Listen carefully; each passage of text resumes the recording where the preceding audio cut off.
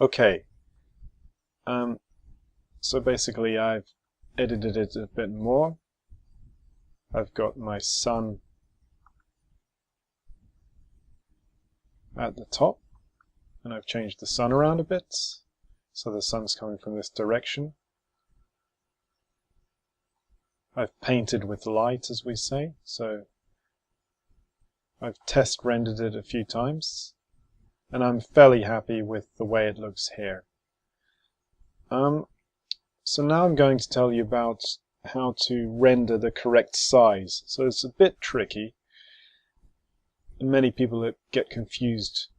But the important thing is you have to render it the right size, because if you don't, then you're going to have problems later on. If you render it too small, then when you're going to print it larger, it's going to be pixelated like this. Yeah. And the rendering that I want that's going to be printed, or an option to print in real life, and in real life it's going to be 11 inches wide, 14 inches wide by 11 inches high, or 355.6 millimeters wide and 279.4 millimeters high. And that's the paper that's going to be printed on.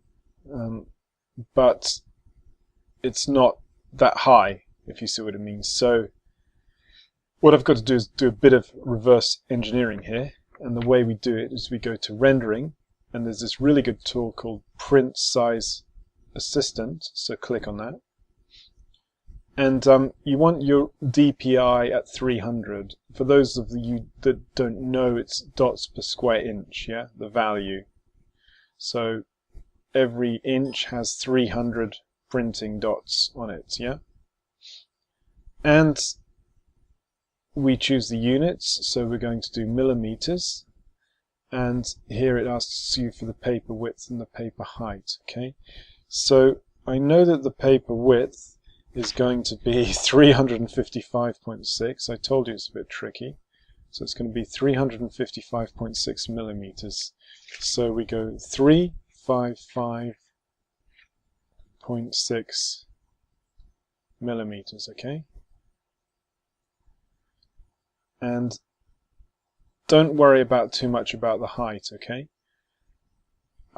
Because I'll show you in a minute. I'm not even going to explain. So we've got the width, 355.6 millimeters, and it's going to show you this width in pixels, which is 4,200. So I want you to copy that, okay, and now close this.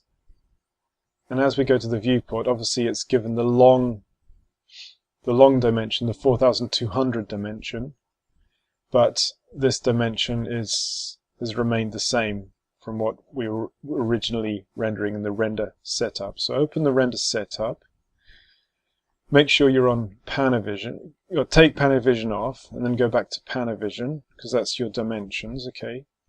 And it's really easy, so here the width, we just type 4,200 millimeters, click on the height inside the box, and as if by magic it takes the proportions there. So we're going to have 4,200 pixels wide and 1,909 pixels high, and that's basically how we get the correct dimensions. So now this is going to render a nice large image that will be able to be printed out at 300 dots per square inch, which is basically the standard format for good quality printing. So I'm giving you the option to print at this size. It's really important to have this set up now. We're going to render, because once we've rendered this, we save the image and we take it to the 2D editing in Sketchbook Pro. And basically, if you haven't rendered this the right size, then you'd have to go back, and it would cause a lot of problems. So just size here. Just remember your size, and then you shouldn't come into any problems. I'm going to have a pause there now, because that took a bit of explaining on my behalf, and just go and make a coffee if you want, or whatever drink you like, and then come back and I'm going to talk to you about setting up the render with different layers. Okay? Speak soon. Bye.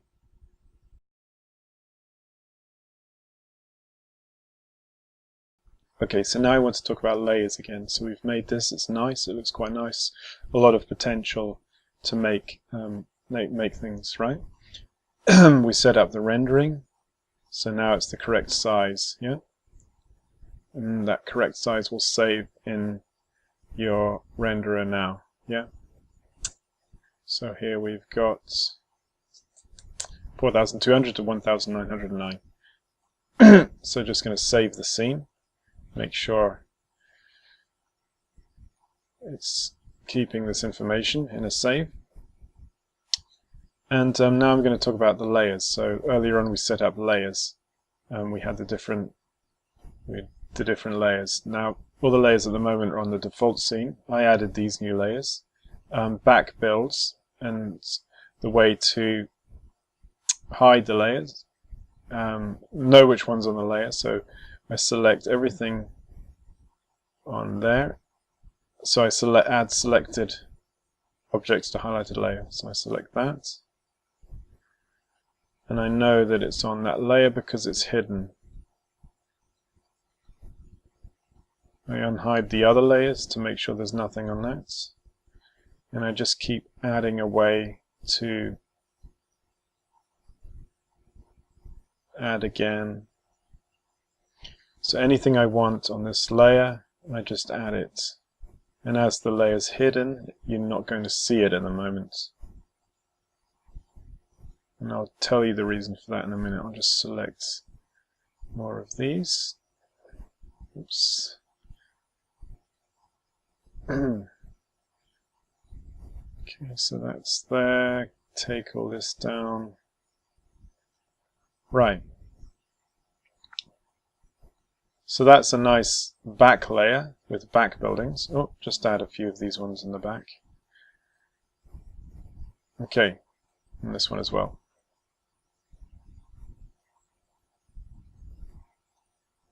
Then I'm going to add foreground buildings, which are these.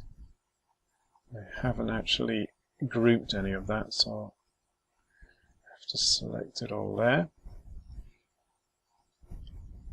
And take it off realistic so I can see it again.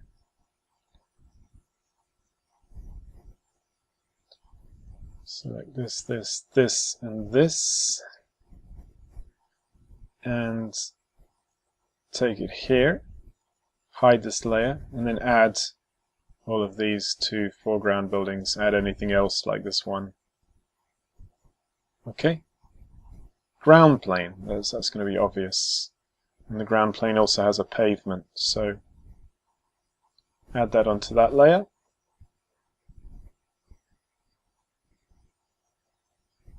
Add onto that layer. And I'm going to add street furniture to this layer. Just take that down. Street furniture here. And I'll add this. I'll add this. Select all of this. This is street furniture. And add this. And all we have left now are a few bollards. Just a minute. Add that again to street furniture. And now we just have the sun and cam. So get your sun and take it to this layer here. Make sure you don't hide it, just freeze it so you can't move it. Okay. Get your camera.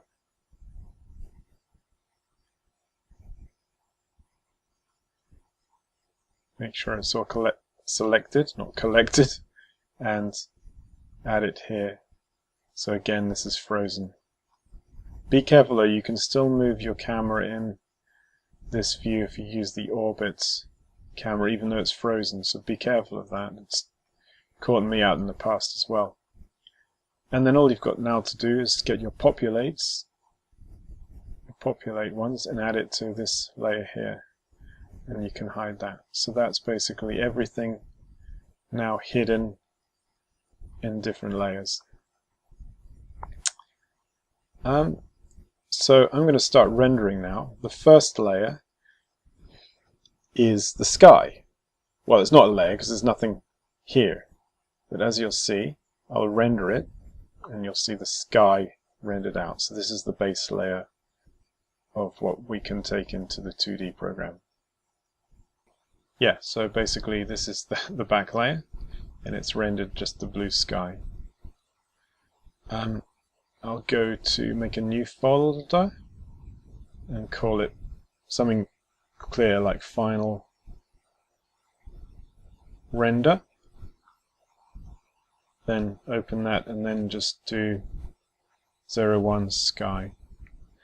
So this is going to be an image we can take into the 2D background of the sky. The reason why we want to split these up because it gives us more flexibility to edit it in the 2D program. If we were just to render the whole scene, then we're gonna have difficulty moving things around. Yeah?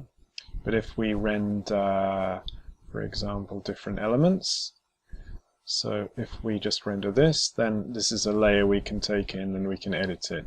But what I like to do is I like to render the whole thing and also the different elements as well, because you'll see again when we take it to Sketchbook Pro why I like to do this and why it's a good tip for you as well. But meanwhile, I'm going to render this layer, this layer, this layer, this layer, and this layer. And also on this layer I'm going to render a few ones at different parts of the animation cycle. And again, this gives me more options you know, when I take it to Sketchbook Pro. I can have more people to play with, you see what I mean. So firstly I'm going to render back buildings. I'll just pause that while it renders.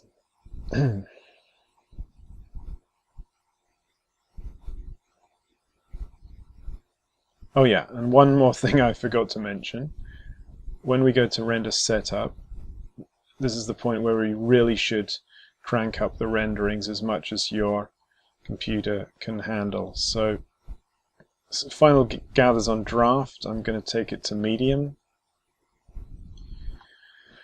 You can increase the photons, but I wouldn't.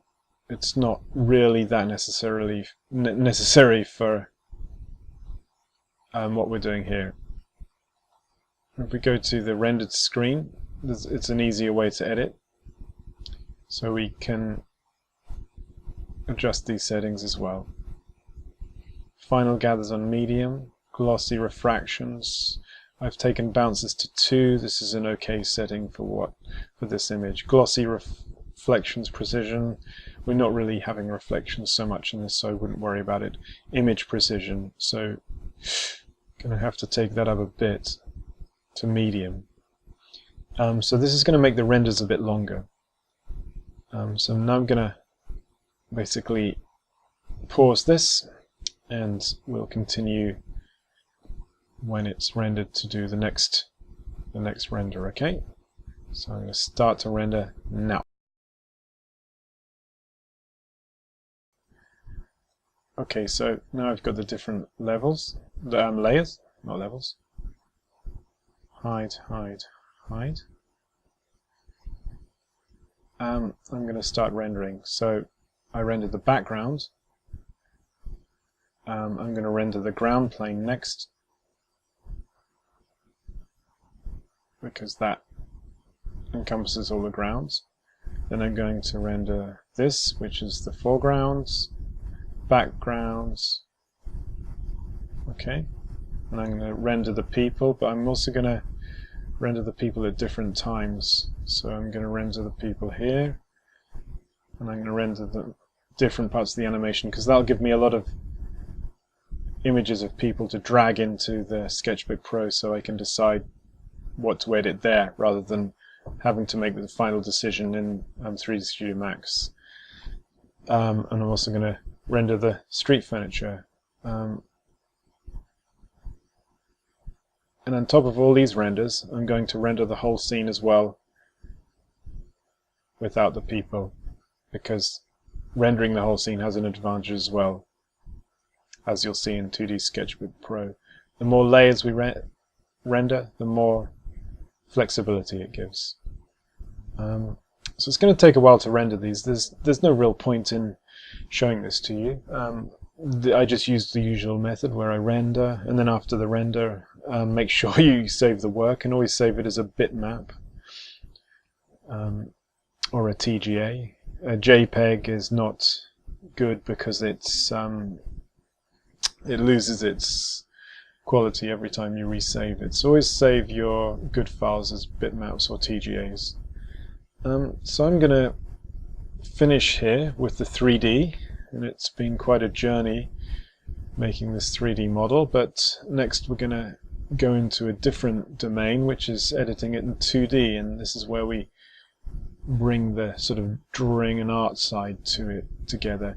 And the next chapter is going to be actually about the traditional drawing, so this is where I incorporate my traditional elements into the piece in real life, and then how I get it into the digital piece. So the next chapter is going to be very expressive as opposed to this more controlled 3D chapter. So I guarantee you'll have fun. Okay, so see you in the next chapter, and these renders will be imported when we get to the Sketchbook Pro stage. Okay, thanks very much. Speak soon.